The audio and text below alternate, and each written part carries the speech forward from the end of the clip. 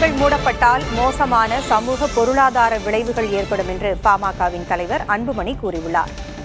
சமையல் எரிவாயு தட்டுப்பாட்டை போக்க திமுக அரசிடம் என்ன திட்டம் இருக்கிறது என்றும் அவர் கேள்வி எழுப்பியுள்ளார். அண்மை செய்தியாக பார்க்கிறோம்.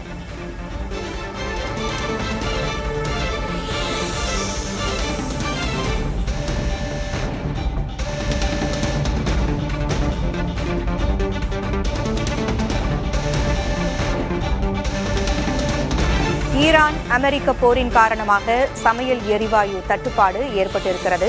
இந்தியா முழுவதும் தட்டுப்பாடு ஏற்பட்டிருக்கிறது. தமிழகத்திலும் இந்த தட்டுப்பாடு தீவிரமடைந்திருக்கிறது. இன்னும் ஒரு மாதத்திற்கான இருப்பு கையில் இருப்பதாக அரசு தெரிவித்திருக்கிறது. இந்நிலையில் உணவகங்கள் மூடப்படக்கூடிய அபாயம் இருக்கிறது.